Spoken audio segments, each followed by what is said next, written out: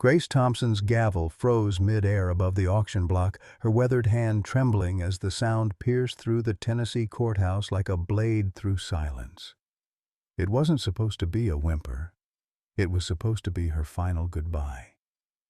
The bailiff stumbled backward, his clipboard clattering to the marble floor, as every head in the packed courtroom turned toward the defendant's table where a mangy German shepherd sat shackled, his heterochromia eyes, one blue, one brown, locked desperately on the 67-year-old widow in the front row.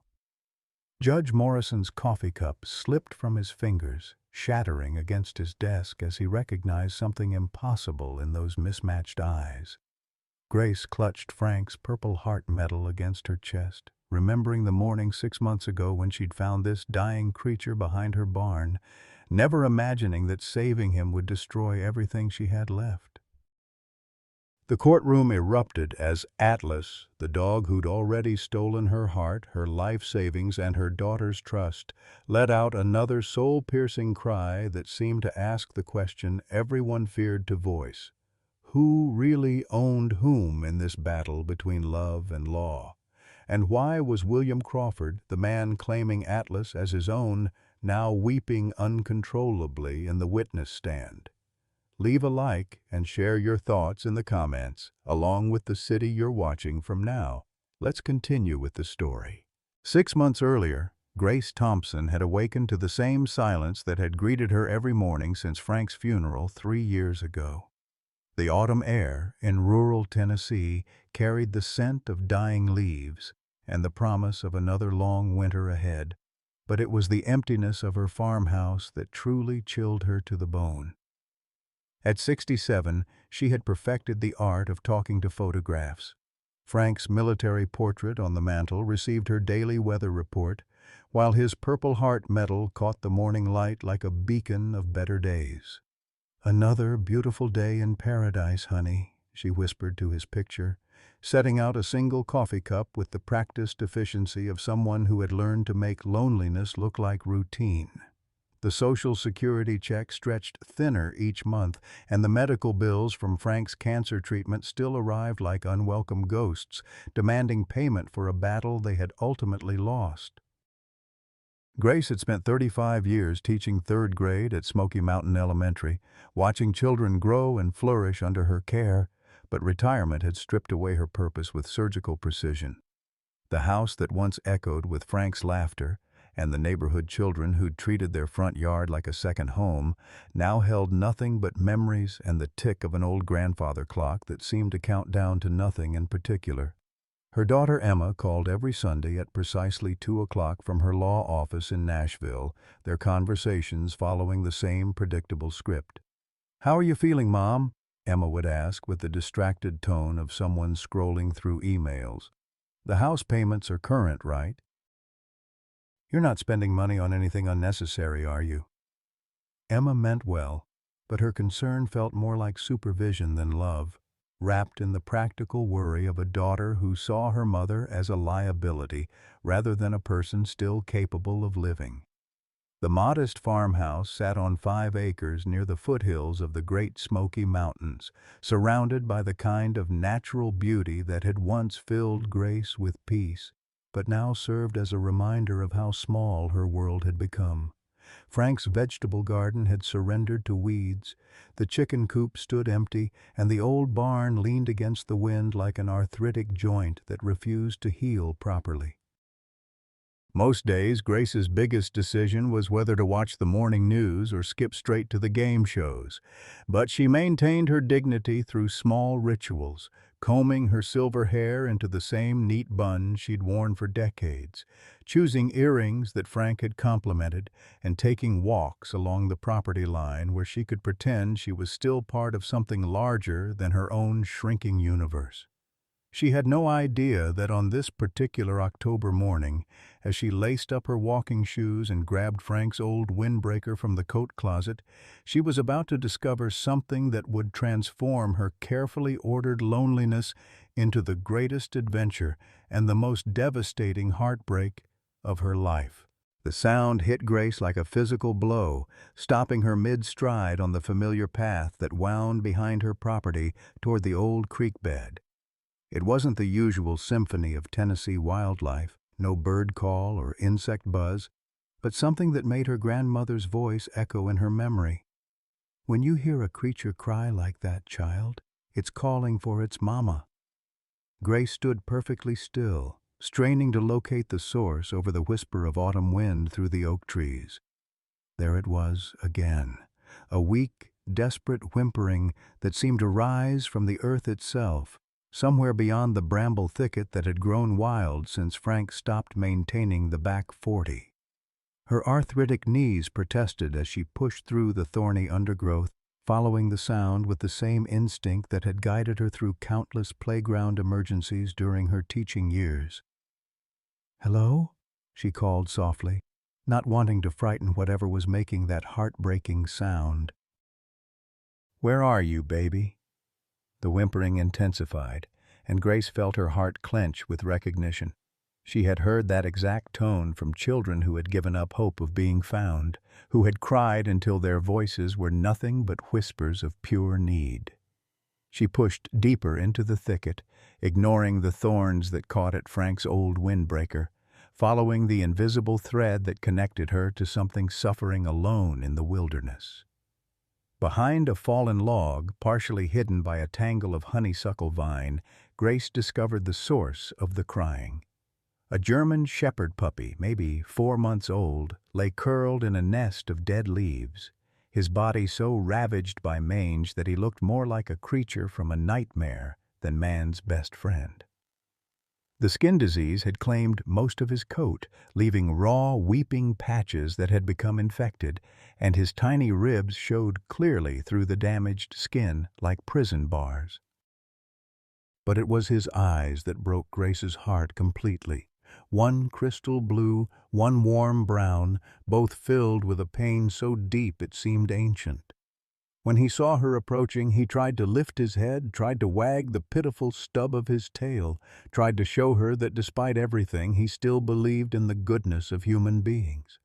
"Oh, sweet Jesus," Grace breathed, dropping to her knees without thought for her good pants or the mud seeping through the fabric. "What did they do to you, baby boy?"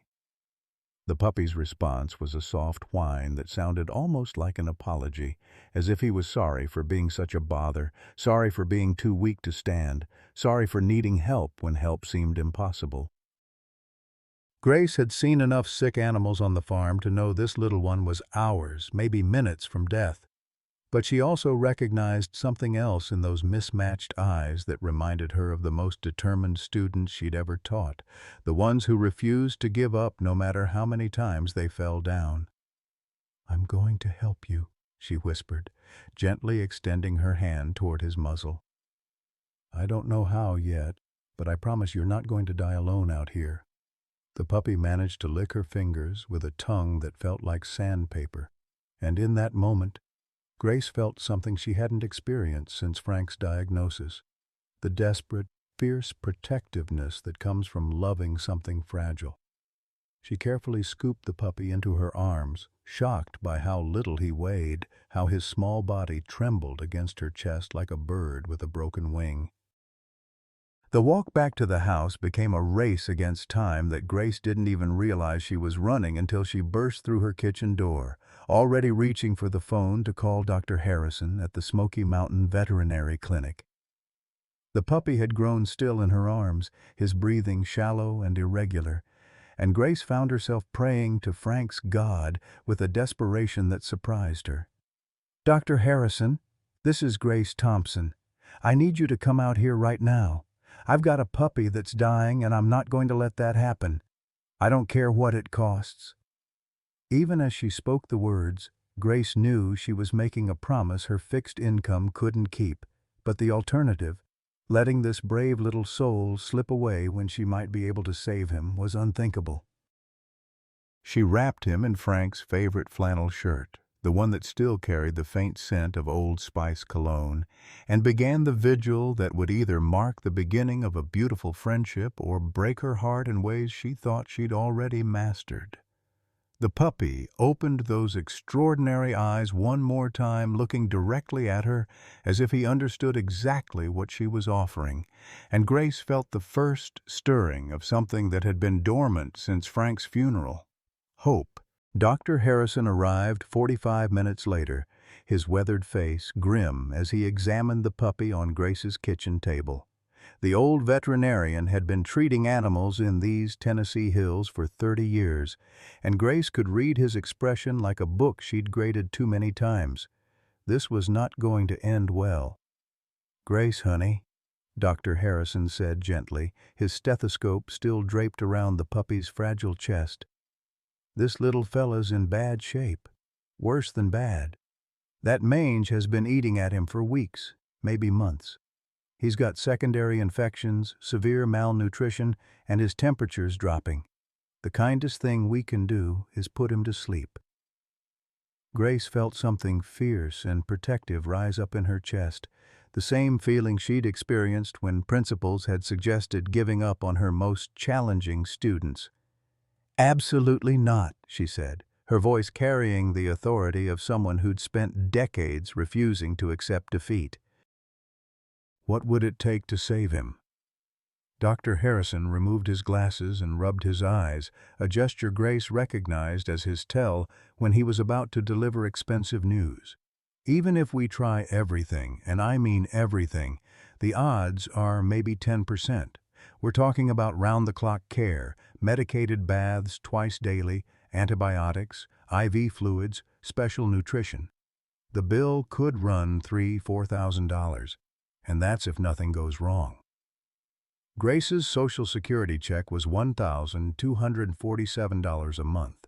Her mortgage payment alone consumed $800 of that, leaving her to stretch the remainder across utilities, groceries, and Frank's remaining medical debt. $4,000 might as well have been $4 million, but she looked down at the puppy, who had somehow found the strength to open those mismatched eyes and look directly at her, and knew she was about to make a decision that defied all logic. "Do it," she said simply. "Doctor." Harrison studied her face for a long moment, recognizing the same stubborn determination that had made Grace Thompson legendary among the elementary school faculty.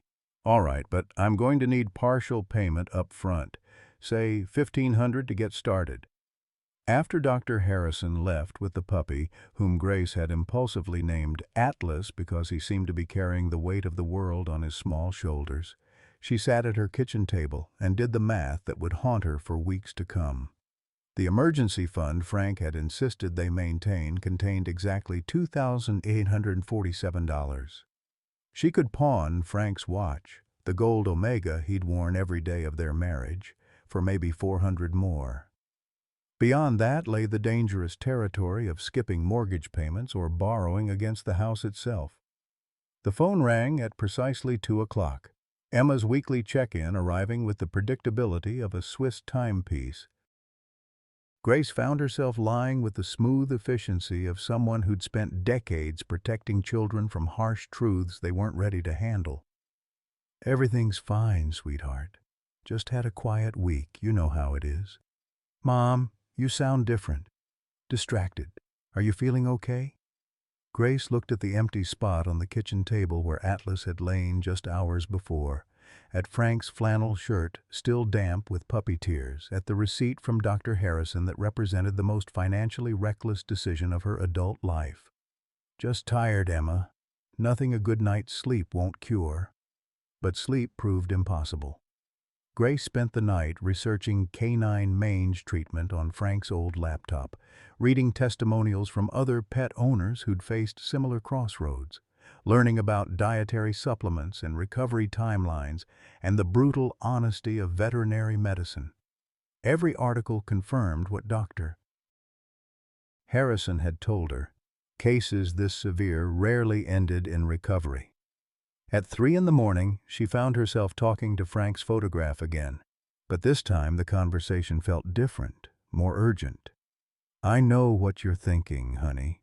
You're thinking your practical wife has lost her mind, spending our emergency fund on a dog we found yesterday. But you should see his eyes, Frank. He's got fight in him, just like you did. And I think—" her voice broke slightly.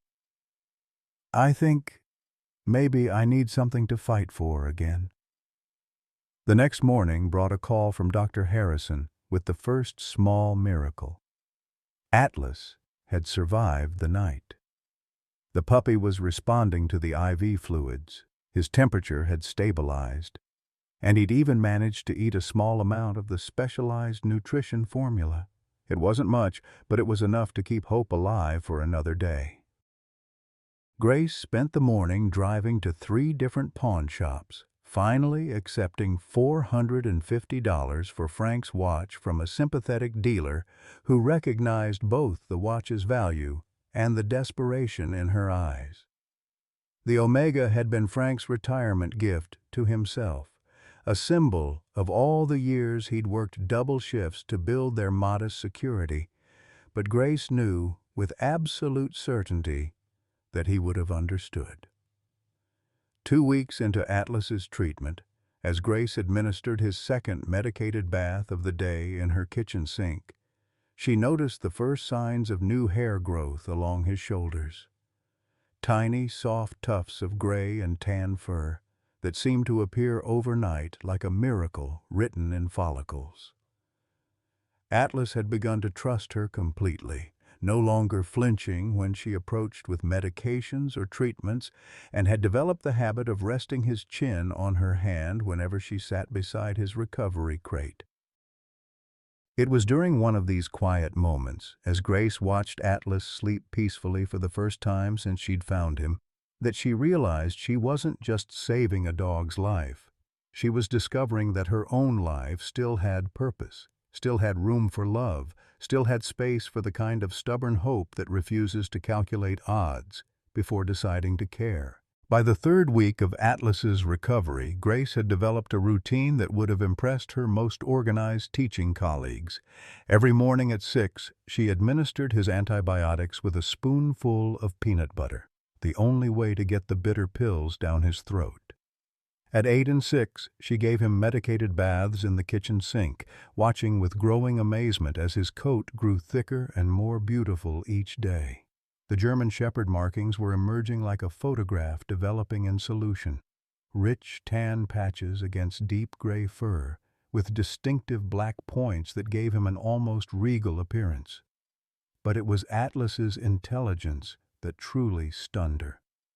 Within days of coming home from Dr. Harrison's clinic, he had learned her entire daily routine and begun anticipating her needs in ways that seemed impossible for such a young dog. When Grace sat down with her morning coffee, Atlas would bring her the newspaper from the front porch, a trick no one had taught him. When her arthritis made it difficult to bend over, he would pick up dropped items and place them gently in her hands. Most remarkably, he had somehow learned to recognize the sound of her pill bottle and would appear at her side at exactly the time she needed to take her medications. "It's like he's reading my mind," Grace told Dr. Harrison during one of Atlas's weekly checkups. The puppy had grown from 22 pounds to a healthy 45, his coat now thick and lustrous, his eyes bright with intelligence and mischief. Dr. Harrison examined Atlas with the thoroughness of someone who had witnessed what he privately called a veterinary miracle. "Grace, in 30 years of practice, I've never seen a recovery like this. Not just physically, though that's remarkable enough, but emotionally. This dog has formed a bond with you that goes beyond normal pet attachment. He's appointed himself your personal guardian." The truth of that statement became clear the following Tuesday when Grace slipped on her kitchen floor, her arthritic hip sending her down hard on the linoleum. Before she could fully process what had happened, Atlas was there, positioning his body to help her sit up, then rushing to the living room to bring her the cordless phone. He sat perfectly still beside her, his warm weight providing both physical and emotional support, until she was able to call Emma and assure her that no, she didn't need an ambulance. Yes, she was being careful, but the accident had consequences Grace hadn't anticipated. Emma drove down from Nashville the next weekend, her lawyer's eye cataloging every potential hazard in the old farmhouse with the efficiency of someone preparing a case file. "Mom, this is exactly what I was worried about," Emma said, watching Atlas shadow Grace's every movement with protective intensity. "You're living alone in a house that's too big, with stairs that are too steep, and now you've added a large dog to the equation. What happens when he knocks you down? What happens when you can't afford his next medical emergency?" Grace felt her defensive walls rising, the same protective instinct that had served her well in parent-teacher conferences when she'd had to advocate for children whose needs weren't understood. "Atlas didn't knock me down, Emma. I slipped because I'd spilled water from his bowl and forgot to wipe it up. And he's the one who helped me, not the one who hurt me." "I can see how attached you are to him," Emma continued with the patient tone she used for difficult clients. "But attachment doesn't pay veterinary bills. Dr. Harrison says you've already spent over $3,000, and that's just the beginning. Large dogs need regular care, and German Shepherds are prone to hip dysplasia, bloat, all sorts of expensive conditions." The conversation was interrupted by a knock at the front door. Grace opened it to find a tall man in his early 70s, wearing a expensive-looking leather jacket and the kind of confident posture that suggested he was used to getting his way.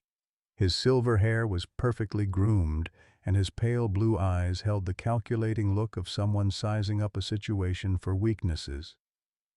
"Mrs. Thompson, I'm William Crawford. I believe you have something that belongs to me." Grace felt Atlas press against her legs, a low growl rumbling in his chest, the first sign of aggression she'd seen from him since his recovery began. "I'm sorry, but I don't know what you're talking about." Crawford reached into his jacket and pulled out a worn photograph, holding it out for Grace to see. The image showed a young soldier in desert camouflage kneeling beside a German Shepherd that looked remarkably similar to Atlas, the same distinctive coloring, the same intelligent expression, even what appeared to be the same heterochromia eyes. "This is my dog," Crawford said with quiet authority. "His name is Kaiser. He wandered off from my property about 6 weeks ago, and I've been searching for him ever since. Someone in town mentioned seeing you with a German Shepherd matching his description." Grace studied the photograph, her heart sinking as she recognized the unmistakable similarities. But Atlas's reaction to Crawford was unmistakably hostile, his hackles raised, his body positioned protectively between Grace and the stranger, his entire demeanor screaming distrust. "I found him half dead from Mange," Grace said carefully. "He was abandoned in the woods behind my property, nearly starved to death." "If he belongs to you, why was he in such terrible condition?" Crawford's expression hardened slightly. "Kaiser has always been an escape artist. He must have gotten lost and been unable to find his way home. I've been sick with worry." Emma stepped forward, her lawyer instincts fully engaged.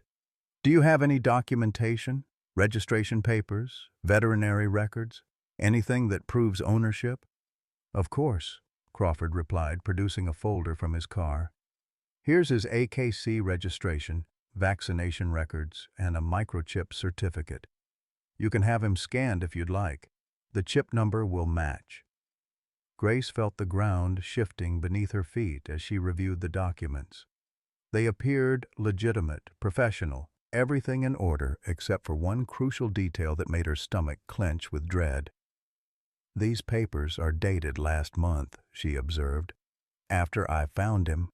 Crawford's smile was thin and cold. "I had to replace the originals when they were damaged in a house fire. The chip registration is what matters, and that's been continuous." Atlas whined softly, pressing closer to Grace as if sensing her distress. In 3 weeks he had become more than just a pet. He had become her companion, her purpose, the reason she got up each morning with something to look forward to. The idea of losing him to this stranger who made her instincts scream warnings felt like facing another death, another devastating loss she wasn't sure she could survive. "I'd like to take him home tonight," Crawford continued. "I'm sure you understand how anxious I am to be reunited with him after all this time." "No," Grace said firmly, surprising herself with the steel in her voice. "I don't care what those papers say. This dog was dying when I found him, and I've spent weeks nursing him back to health. If he truly belongs to you, why doesn't he seem to recognize you?" "Why is he afraid of you?" Crawford's facade of politeness began to crack. "Animals can be confused after traumatic experiences. He'll remember me once we're home." Emma touched her mother's arm gently. "Mom, if the documentation is legitimate—" "I don't care about documentation," Grace interrupted, her teaching voice emerging with its full authority. "I care about what's right, and what's right is not handing over a recovered animal to someone who makes him cower in fear." The standoff continued for several minutes, Crawford becoming increasingly insistent while Grace remained immovable in her position. Finally, he played what he clearly considered his trump card. "Mrs. Thompson, I understand you've grown attached, but the law is clear about property rights. I'd prefer to handle this amicably, but if necessary, I'm prepared to pursue legal action. I have the resources to make this very difficult for you." The threat hung in the air like smoke from a house fire, acrid and unmistakable. Grace looked down at Atlas, who was still pressed against her legs as if he could anchor her to safety through proximity alone, and realized that saving his life had been the easy part. Keeping him might require a fight she wasn't sure she was prepared for, against an opponent who clearly had advantages she lacked. But as she met those mismatched eyes, one blue as a summer sky, one brown as rich earth, Grace felt something familiar stir in her chest. It was the same fierce protectiveness she'd felt for every underdog student who'd needed someone to believe in them, the same stubborn refusal to accept defeat that had made her marriage to Frank work through 43 years of challenges, the same deep certainty that had guided her to Atlas in the first place. "Get off my property," she said quietly, her voice carrying the kind of authority that had once silenced unruly classrooms with a single glance. "If you want to pursue legal action, Mr. Crawford, you'll be hearing from my lawyer." As Crawford's car disappeared down the gravel driveway, Grace realized she had just made a promise she had no idea how to keep. She didn't have a lawyer, couldn't afford a lawyer, and was about to face an opponent who clearly had both resources and determination on his side. But she also knew, with the bone-deep certainty that comes from a lifetime of making difficult choices, that some battles are worth fighting regardless of the odds. The next morning brought chaos that Grace hadn't anticipated. By 7 a.m., Crawford had already made his presence felt throughout their small Tennessee community with the efficiency of a man accustomed to getting his way. Grace discovered this when Mrs. Henderson from the post office called, her voice tight with the kind of gossip that spreads through rural towns like wildfire. "Grace, honey, you need to know what's being said. That Crawford fellow was at the diner before sunrise, showing everyone pictures and telling them you're keeping his dog illegally. He's got documentation, registration papers, the whole 9 yards. People are starting to take sides." Grace felt her stomach drop as she looked down at Atlas, who was lying peacefully at her feet, completely unaware that his fate was being debated over coffee and biscuits at Murphy's diner. "What kind of sides, Margaret?" "Well, the younger folks mostly seem to think you should give him back. Property is property, you know. But the older crowd, especially the women, they're remembering how you cared for Frank during his illness, how you've always been there for anyone who needed help." Ida Mae Jenkins told Crawford right to his face that any man who'd let his dog get in such a condition didn't deserve to have him back. After hanging up, Grace realized she was facing something more complicated than a simple legal dispute. This was becoming a community referendum on her character, her judgment, and her right to make decisions about her own life. The division hurt more than she expected. She had lived in this town for over 40 years, had taught many of these people's children, had baked casseroles for their grief, and celebrated their joys. Emma arrived unannounced that afternoon, her expression grim as she pulled into the driveway. "Mom, we need to talk." "I've been making some calls." They sat at the kitchen table where Grace had first nursed Atlas back to health, while the dog himself dozed in a patch of autumn sunlight, oblivious to the storm gathering around him. "I spoke with a lawyer in Nashville," Emma began, her voice carrying the careful neutrality she used when delivering bad news to clients. "If Crawford's documentation is legitimate, and it appears to be, his legal position is very strong. Tennessee law is clear about property rights, and pets are considered property. The fact that you found Atlas in distress doesn't necessarily transfer ownership, especially if he was simply lost." Grace felt her heart constrict. "But Emma, you've seen how he reacts to Crawford. Animals know things about people that we miss. Atlas was terrified of him." "That's not going to carry much weight in court, Mom. And Crawford has something else, resources. He owns 3 auto dealerships in Knoxville, has a net worth in the millions. He can afford to drag this out indefinitely. We cannot." The financial reality hit Grace like cold water. Her savings account now held less than $300. The mortgage payment was due in 2 weeks, and she had already pushed her credit cards to their limits covering Atlas's medical expenses. Even if she was morally right, being right wouldn't pay for lawyers or court costs. "There's something else," Emma continued reluctantly. "Crawford's been doing some digging into your finances.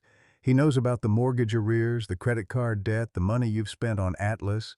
His lawyer is arguing that you can't provide adequate care for a large dog, that you're emotionally unstable and financially irresponsible." The accusation stung because it contained just enough truth to be dangerous. Grace had made financially reckless decisions in the past month, had prioritized Atlas's needs over her own stability, had chosen love over logic in ways that could be interpreted as poor judgment. That evening, Grace received a call that changed everything. Dr. Harrison's voice was unusually serious when he asked if she could bring Atlas in immediately for an emergency examination. "What's wrong?" Grace asked, her heart rate spiking as she looked at Atlas, who appeared perfectly healthy. "I can't discuss it over the phone, Grace. Just bring him in, now." The 20-minute drive to the clinic felt like hours. Atlas sat calmly in the passenger seat, occasionally resting his head on Grace's shoulder as if sensing her distress. When they arrived, Dr. Harrison was waiting with an expression Grace had learned to read, as deeply troubled. "Grace, I need to scan Atlas's microchip," he said without preamble. "We already know he's chipped. Crawford showed us the documentation. Just humor me, please." Dr. Harrison ran the scanner over Atlas's shoulder blade, frowned at the readout, then scanned again. His expression grew increasingly puzzled as he checked and double-checked the results. "This is impossible," he muttered, then looked up at Grace with confusion written across his weathered features. "Grace, according to this scanner, Atlas has no microchip." The silence in the examination room stretched taut as the implications sank in. If Atlas had no chip, then Crawford's documentation was fraudulent. But that raised even more troubling questions about who Crawford really was and why he wanted Atlas so desperately. "Could the chip have migrated?" Grace asked hopefully. "Or malfunctioned?" Dr. Harrison shook his head grimly. "I've scanned his entire body. There's no chip anywhere. Someone's been lying to us, and I have a feeling we're about to find out just how deep this goes."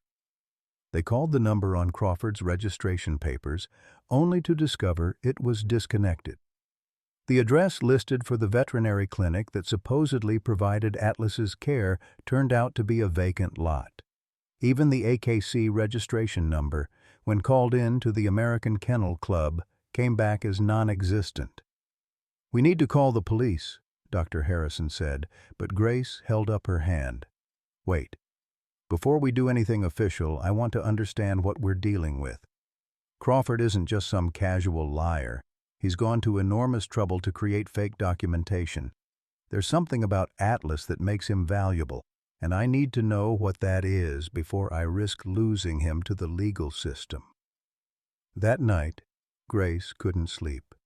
She sat in her living room with Atlas curled beside her on Frank's old recliner, trying to piece together the puzzle of Crawford's deception. Why would a wealthy businessman go to such elaborate lengths to claim a dog he'd never owned? What made Atlas special enough to justify forged papers and legal threats? The answer came to her in fragments, like memories surfacing from deep water. Atlas's unusual intelligence, his protective instincts, his uncanny ability to anticipate her needs. The way he'd known military commands no one had taught him. The professional quality of his early training that suggested expensive, specialized schooling. Grace picked up the photograph Crawford had shown her, studying the young soldier kneeling beside the German shepherd. For the first time, she noticed details that had escaped her attention during the confrontation. The soldier's name tape read Crawford, and his unit patch indicated Special Operations. This wasn't just any military dog. This was a highly trained working animal worth tens of thousands of dollars in training costs alone.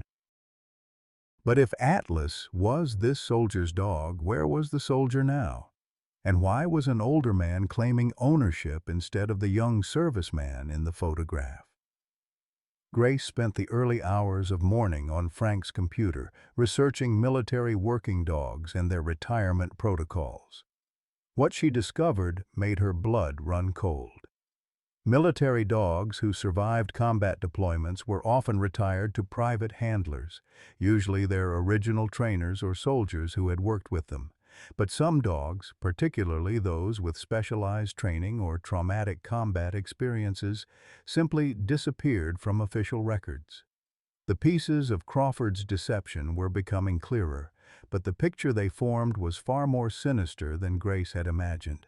She was no longer just fighting for custody of a pet. She was potentially harboring a stolen military asset, and Crawford's resources suddenly made much more sense. He wasn't just a wealthy businessman trying to reclaim a lost dog. He was someone with the connections and motivation to make very dangerous problems disappear. As dawn broke over the Tennessee hills, Grace realized that saving Atlas from Mange had been the simplest challenge she would face. Now she had to save him from forces she didn't fully understand, with resources she didn't possess, while protecting herself from a man who clearly had no qualms about using deception and intimidation to get what he wanted.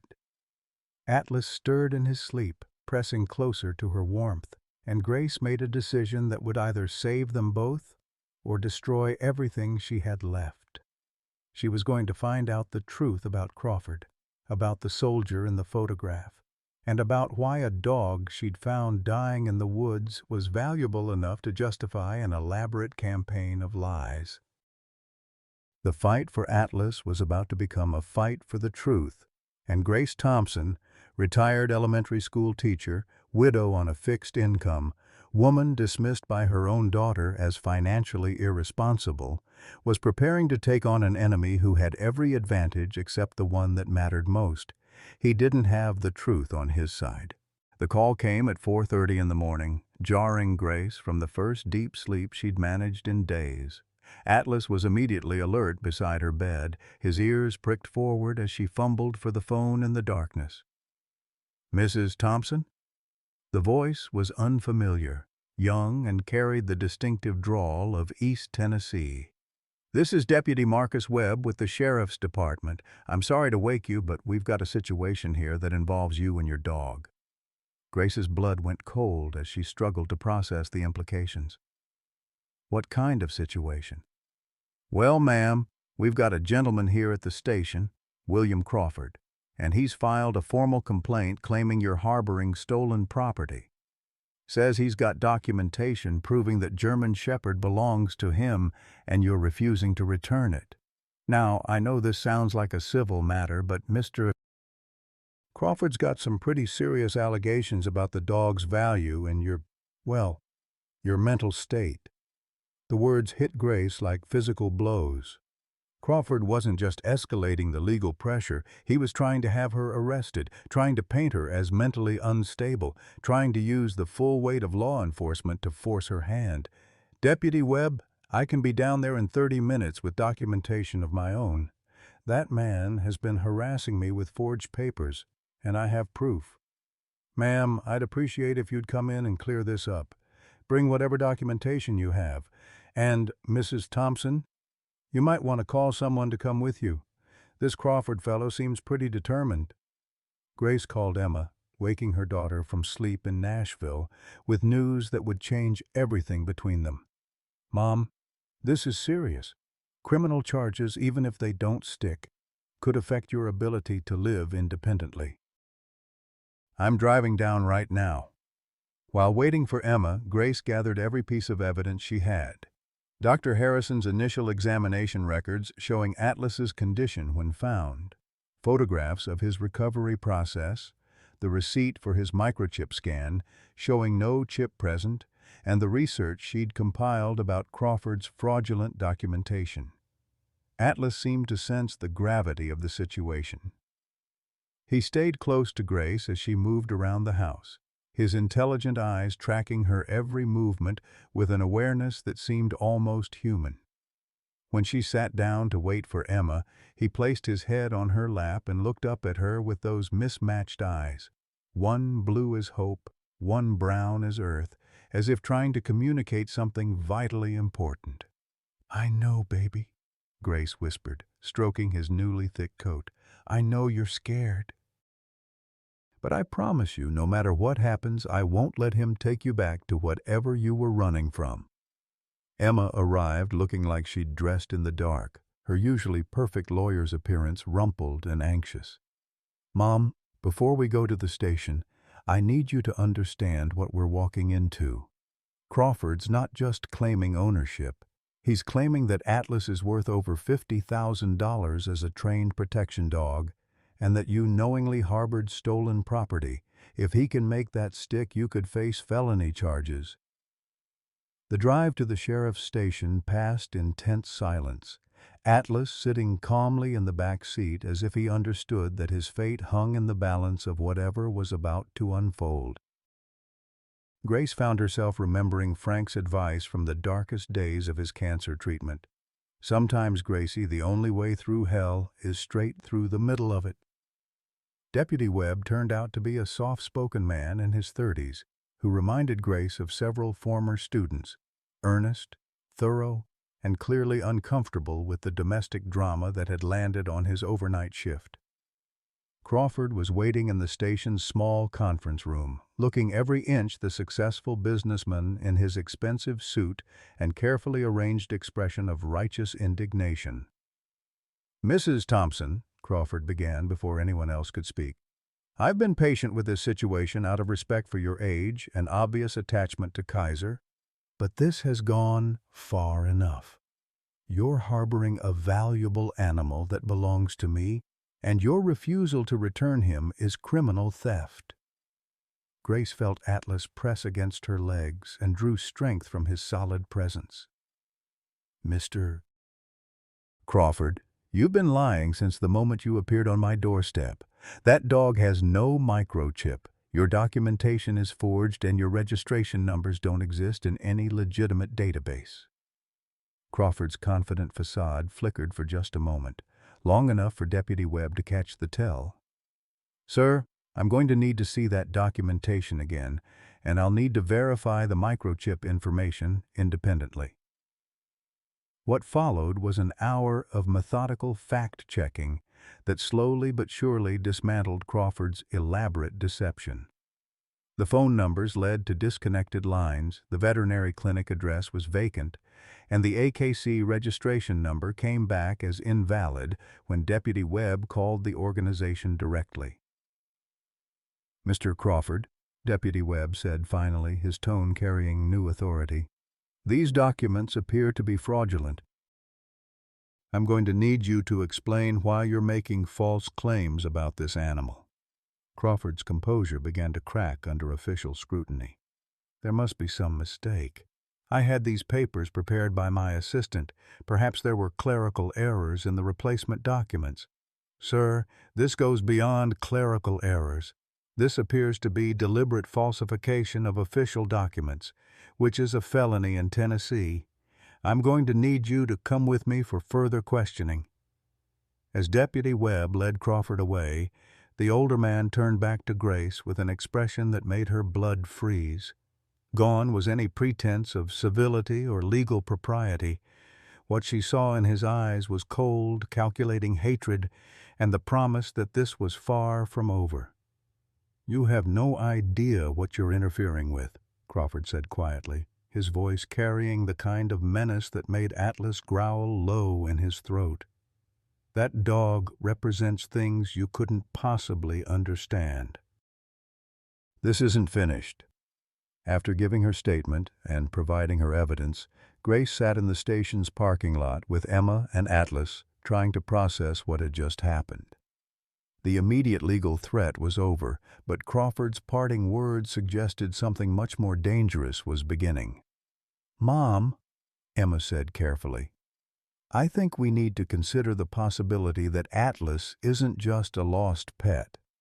Crawford went to enormous trouble and expense to create false documentation. Nobody does that for an ordinary dog." Grace looked down at Atlas, who was sitting perfectly still beside her car, his attention focused on the station's entrance as if he expected Crawford to emerge at any moment. There was something in his posture, alert, professional, ready, that reminded her of the police dogs she'd seen during school safety demonstrations. "You think he really is a military dog, don't you?" Grace asked. Emma nodded slowly. "And if he's AWOL or stolen from a military program, then Crawford might not be the only person looking for him. We could be dealing with people who have resources and connections that make Crawford look like a minor inconvenience."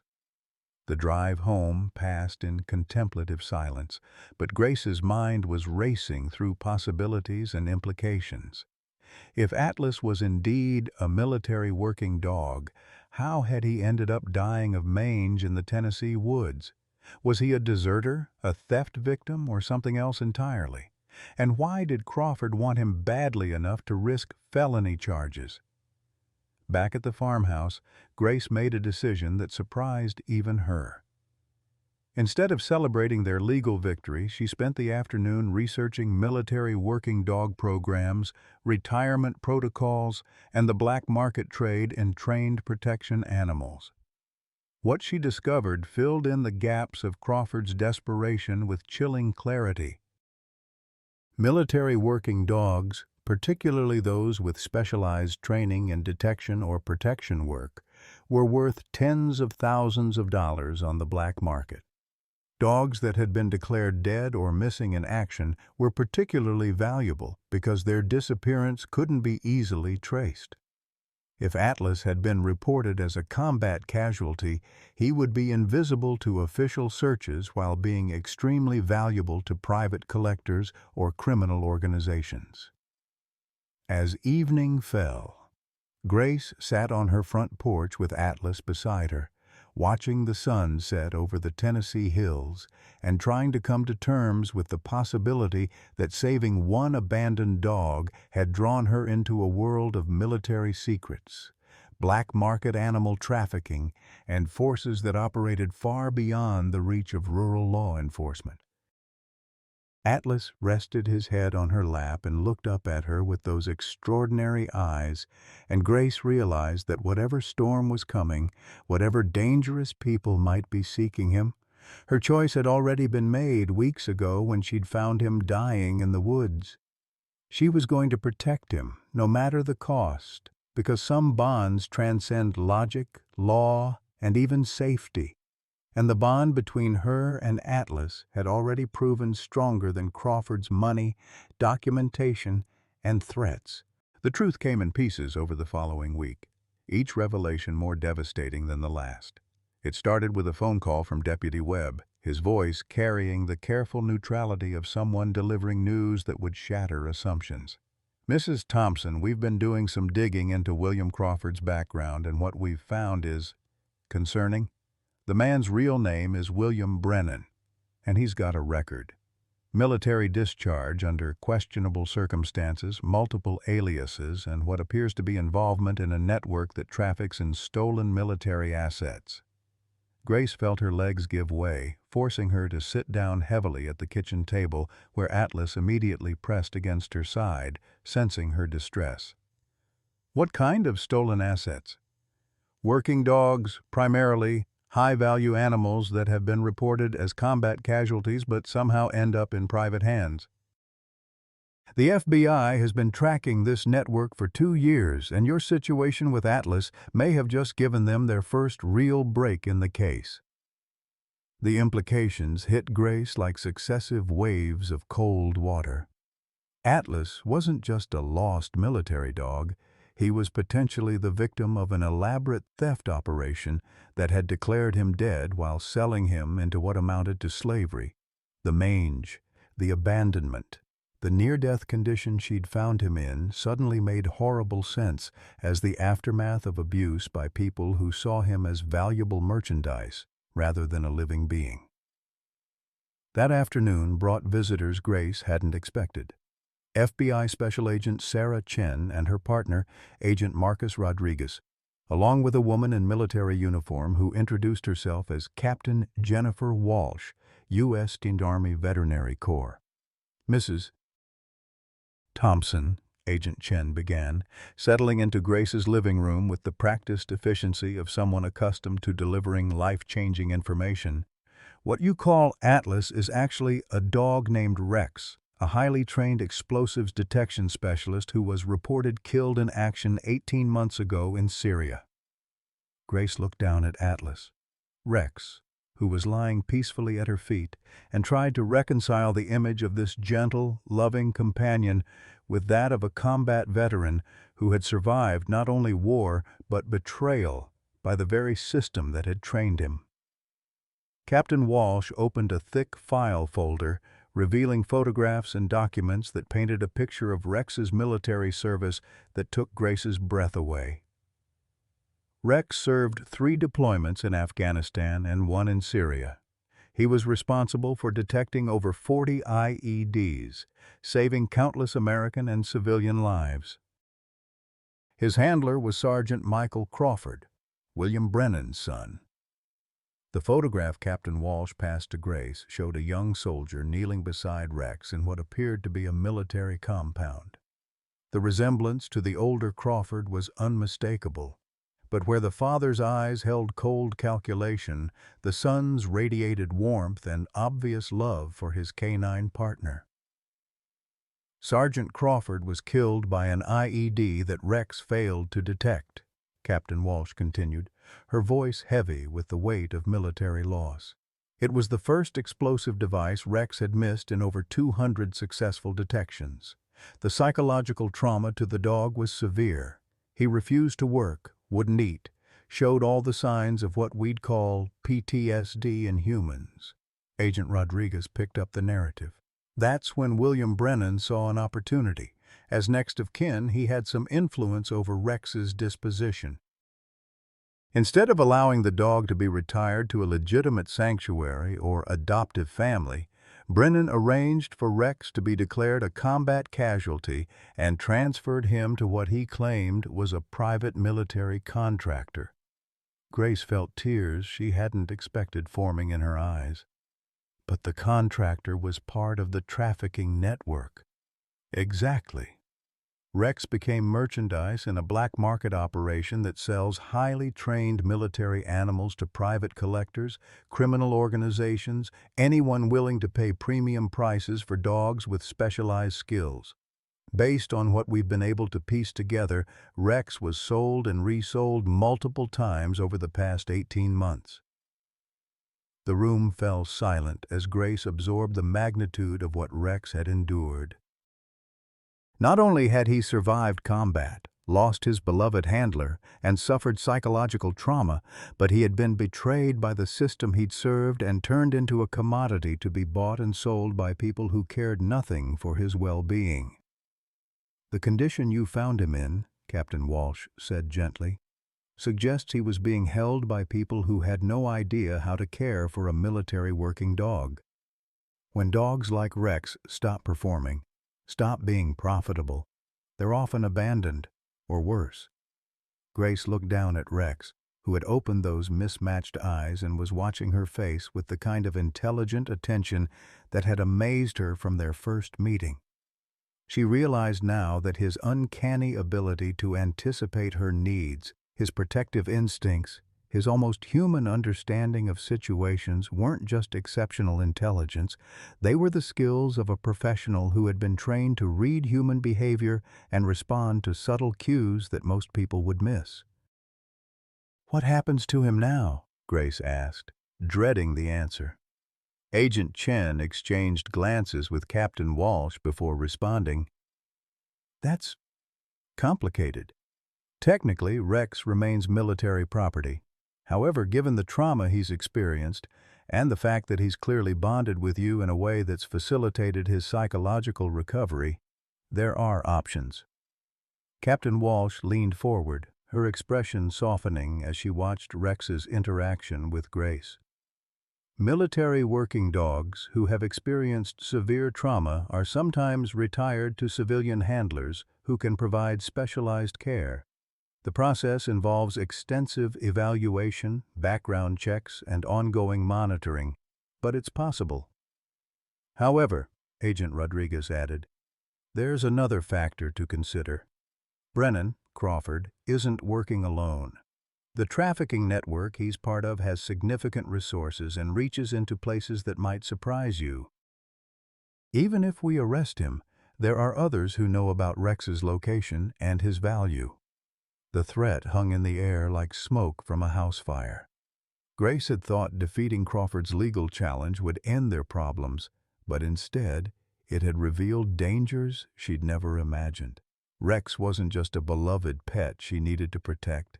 He was a witness to federal crimes, a valuable asset to criminal organizations, and a target for people who operated far outside the boundaries of law or conscience. "What kind of protection can you offer?"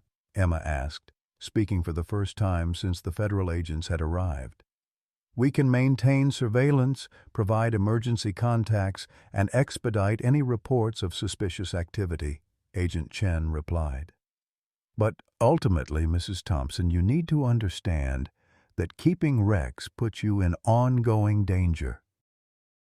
These people don't hesitate to use intimidation, harassment, or worse to recover assets they consider valuable." Grace felt Rex's warm weight against her legs and realized she was facing the most difficult decision of her life. Keeping him meant accepting risks not just to herself, but potentially to Emma, to her neighbors, to anyone who might be considered leverage in forcing her to give him up.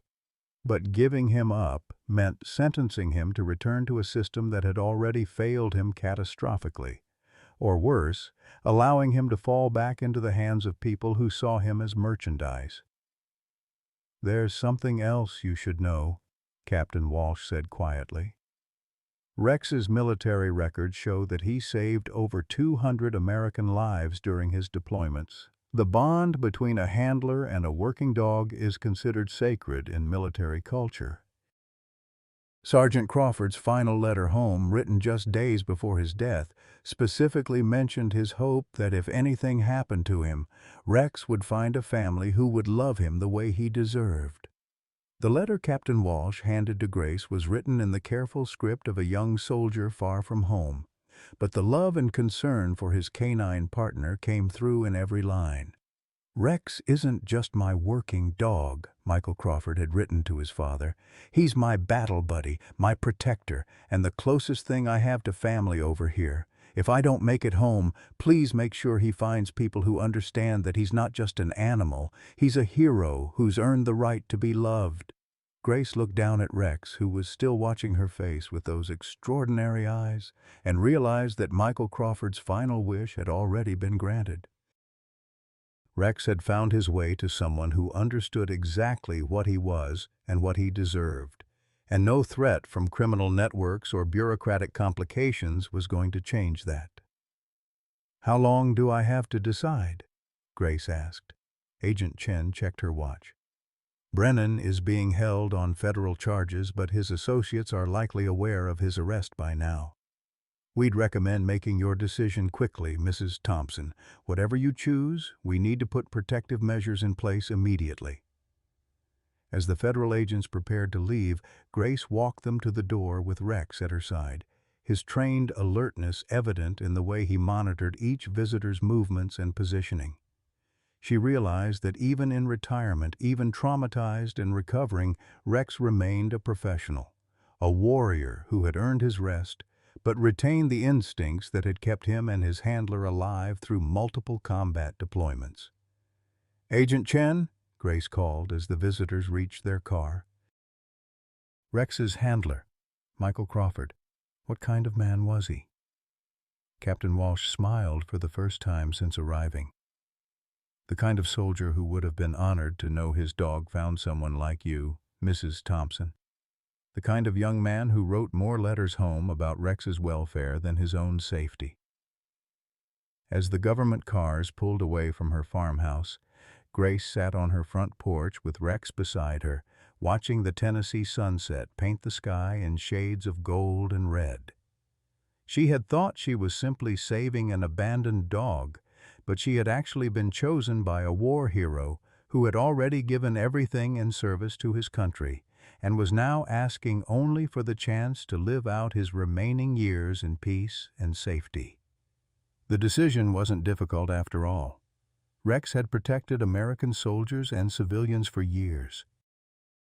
Now it was Grace's turn to protect him, whatever the cost, because that's what family does for each other, and Rex had already proven himself to be family in every way that mattered. Grace's decision to keep Rex came with consequences she hadn't anticipated. 3 days after the FBI visit, she woke to find her mailbox destroyed, her garden trampled, and a message spray-painted on her barn in letters that dripped like blood: "Give him back or pay the price." Emma arrived within hours of Grace's panicked phone call, her face pale with the kind of fear Grace had only seen during the worst days of Frank's illness. "Mom, this has gone beyond anything we can handle ourselves. These people are serious, and you're not safe here." Rex had been agitated since dawn, pacing the house with the trained alertness of a soldier who sensed incoming danger. His transformation from peaceful companion to professional guardian was both impressive and terrifying. Grace realized she was seeing glimpses of the warrior who had survived multiple combat deployments. "I won't let them intimidate me into abandoning him," Grace said with the stubborn determination that had carried her through 43 years of marriage and 3 years of widowhood. "Rex has already been abandoned by everyone who was supposed to protect him. I won't be another person who fails him when things get difficult." The breaking point came that evening. Grace was preparing Rex's dinner when she heard the sound that would haunt her dreams for years to come, the distinctive whine of Rex in mortal terror coming from the backyard. She rushed outside to find her worst nightmare materialized. 3 men in dark clothing had Rex cornered against the barn, one of them holding what appeared to be a tranquilizer gun, while the others carried heavy nets and restraints. "Get away from him!" Grace screamed, her voice carrying across the Tennessee hills with surprising power. The largest of the men turned toward her with casual menace. "Lady, you've caused enough trouble. Walk back into your house and forget what you've seen. This doesn't concern you anymore." Rex's response was immediate and devastating. The gentle companion who had spent weeks learning to trust humans again transformed into the combat veteran he had always been, moving with lethal precision that reminded Grace why military working dogs were considered weapons rather than pets. His attack on the first intruder was swift and professional, disabling the man's arm and sending the tranquilizer gun spinning into the darkness. The chaos that followed lasted less than 2 minutes but felt like hours. Rex moved between his attackers with the fluid grace of someone who had fought for his life in actual combat zones, while Grace fumbled for her phone to call 911. The men had clearly expected to deal with an ordinary pet. not a highly trained military asset who had retained all his combat skills despite months of trauma and abuse.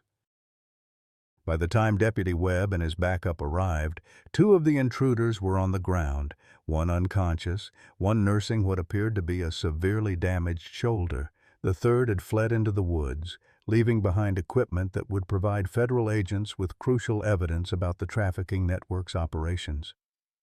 "Mrs. Thompson," Deputy Webb said as he surveyed the scene, "are you injured?" Grace looked down at Rex, who was sitting calmly beside her as if nothing had happened, his transformation back to gentle companion so complete it seemed impossible that he had just single-handedly defeated 3 armed men. "No, but I think we all understand now why certain people want him back so badly." The aftermath brought changes that altered Grace's life in ways she hadn't expected. Agent Chen arrived with a security detail and news that would reshape everything. "Mrs. Thompson, the evidence recovered tonight has allowed us to roll up most of the trafficking network. William Brennan has agreed to cooperate in exchange for reduced charges, and his information has led to arrests in 6 states. But the victory came with a price Grace hadn't anticipated." Captain Walsh delivered the news with military directness. "The Army is prepared to approve Rex's retirement to your care, but there are conditions. Given the ongoing security concerns, you'll need to relocate to a more secure location and accept ongoing federal protection until we're certain all network associates have been apprehended." Emma, who had watched the night's events with growing understanding of what her mother was willing to sacrifice for Rex, made the decision that surprised everyone. "Mom, you're not doing this alone anymore. I'm taking a leave of absence from the firm. If you're committed to protecting Rex, then we're going to do it right." The conversation that followed was the most honest Grace and Emma had shared since Frank's death. Emma's fears about her mother's safety, her concerns about financial stability, her guilt over not understanding the depth of Grace's loneliness, all of it came out in a flood of tears and recriminations and finally, understanding. "I thought you were being reckless," Emma admitted as they sat in Grace's living room while federal agents processed the crime scene outside. "I thought you were making emotional decisions that could destroy your future. But watching you tonight, seeing how far you were willing to go to protect him, I realized something I should have understood months ago." Grace waited, her hand resting on Rex's head as he dozed peacefully beside her chair, exhausted from his return to active duty. "You weren't being reckless, Mom. You were being brave. And Rex didn't just give you something to care about, he reminded you of who you really are. The teacher who never gave up on difficult students, the wife who fought beside Dad through his cancer, the woman who spent her whole life protecting things that needed protecting."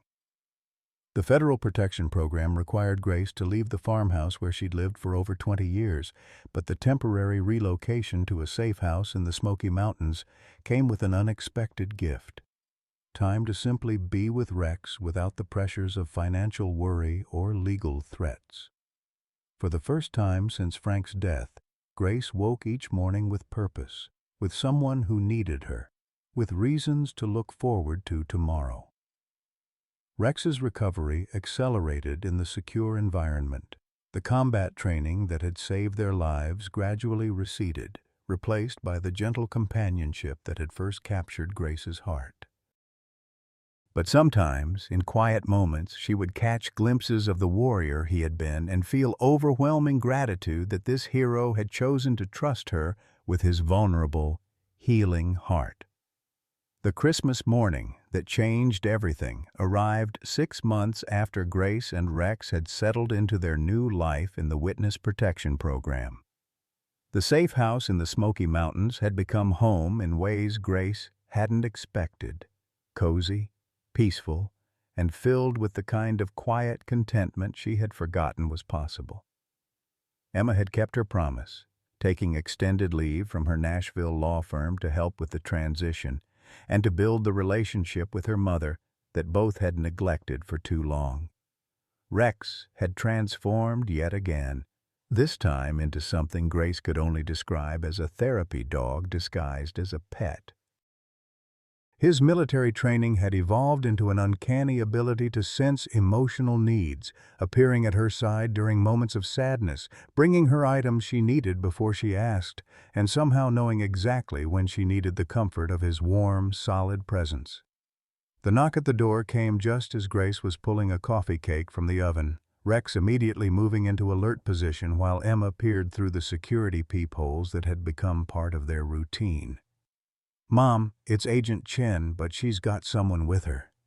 Grace opened the door to find Agent Chen standing beside an elderly man who bore such a striking resemblance to the photograph of Michael Crawford that her breath caught in her throat. He was tall and silver-haired like his son William, but where William had carried himself with cold calculation, this man radiated the quiet dignity Grace recognized in Frank's military friends. "Mrs. Thompson," Agent Chen began, "I'd like you to meet Colonel James Crawford, U.S. Army, retired, Michael's grandfather." The silence stretched as Grace tried to process this unexpected connection. Rex, meanwhile, had moved from alert to curious, his tail wagging tentatively as he studied the newcomer with the careful attention he gave to all strangers.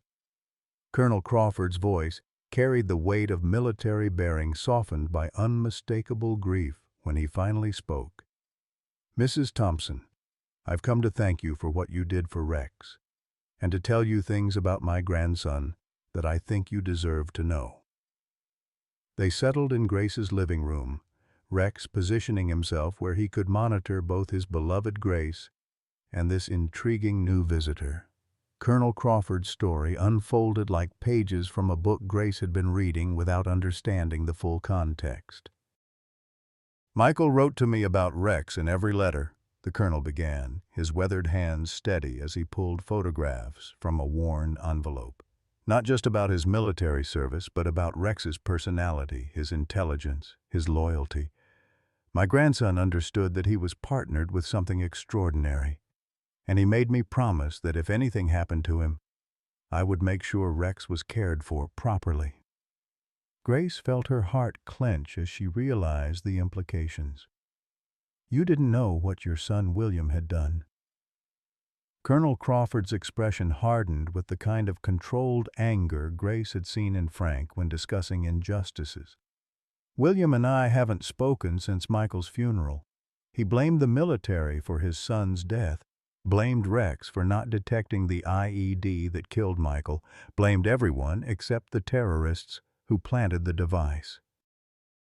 When he told me Rex had died of his injuries, I grieved for both my grandson and his partner." The photographs Colonel Crawford shared painted a picture of the bond between Michael and Rex that brought tears to Grace's eyes. Michael teaching Rex to play fetch with a tennis ball, Rex sleeping beside Michael's cot, the two of them sharing rations during a desert patrol. But it was the final photograph that broke Grace's heart completely.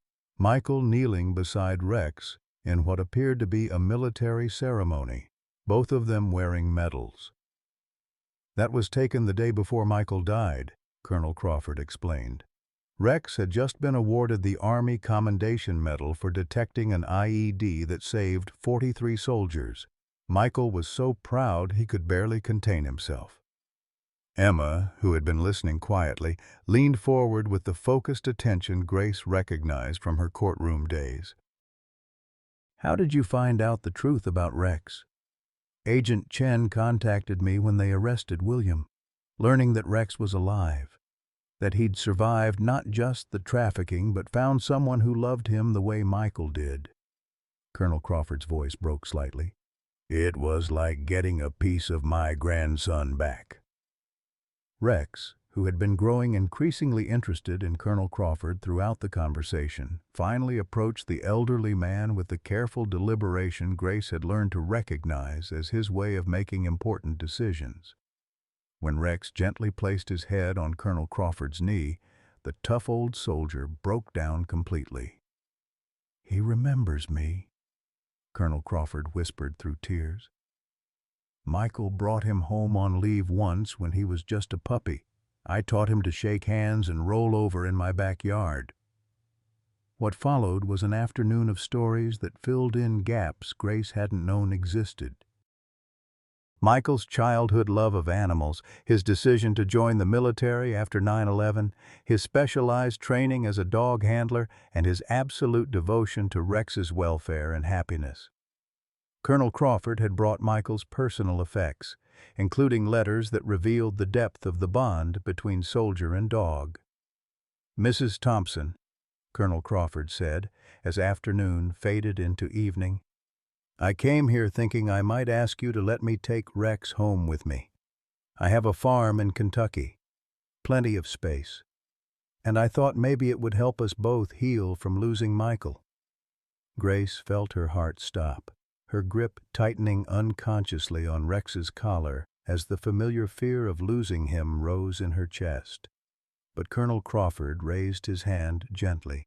"But watching Rex with you today, seeing how he's attached himself to your family, understanding what you've sacrificed to keep him safe, I realize Michael's wish has already been granted. Rex has found exactly the kind of family Michael hoped for." The conversation that followed changed everything Grace thought she understood about family, obligation, and the ways love can transcend traditional boundaries. Colonel Crawford didn't want to take Rex away. He wanted to become part of the extended family that had formed around the dog they all loved. "I'd like to propose something," Colonel Crawford said, pulling out legal documents Agent Chen had helped him prepare. "I want to establish a trust fund for Rex's care, enough to ensure he never wants for anything. In exchange, I'd like visiting privileges, maybe have him stay with me sometimes on the farm. Not because I have any claim on him, but because I think Michael would want his grandfather and his dog to know each other." Emma, whose legal training kicked in automatically, reviewed the documents with growing amazement. "Colonel Crawford, this is incredibly generous." This trust would cover not just Rex's care, but provide financial security for Mom as well. But it was Grace's response that defined the moment that would reshape all their lives. "Colonel, I don't need your money to take care of Rex, but I think he needs his grandfather, and frankly I think we could all use more family in our lives." The Christmas dinner that followed, Grace, Emma, Colonel Crawford, and Rex, felt like the beginning of something new and precious. 3 generations brought together by love for a dog who had somehow managed to heal hearts that had been broken by loss, betrayal, and years of loneliness. As Grace watched Rex moving contentedly between his 3 humans, ensuring everyone was included in his circle of protection, she realized that saving one abandoned dog had actually saved them all. Sometimes life's greatest gifts come disguised as our biggest challenges. Grace Thompson, at 67, thought her purpose had ended. Empty nest, fixed income, endless quiet days that echoed with loneliness. Then she found Atlas, a dying German shepherd with those extraordinary mismatched eyes, and everything changed. What started as one woman's refusal to let a helpless creature die alone became a journey that brought her daughter home, connected her to new family, and reminded her that courage doesn't retire with age. Grace discovered that when we open our hearts to something that needs us, we often find exactly what we need too. Her bank account said she couldn't afford to save that dog. Her heart knew she couldn't afford not to. $3,000 in vet bills led to a trust fund, a new home, and most importantly, the reminder that at any age, we can still be someone's hero. Grace's story proves that the second half of life can be the most meaningful half, if we're brave enough to love again, fight again, and believe that our best chapters might still be unwritten. Discussion questions. Have you ever made a decision with your heart that your head said was impossible, and discovered it was exactly what you needed? What abandoned dream or forgotten purpose might be waiting for you to rescue it? Please share your thoughts in the comments below. Your story might be exactly what someone else needs to hear today.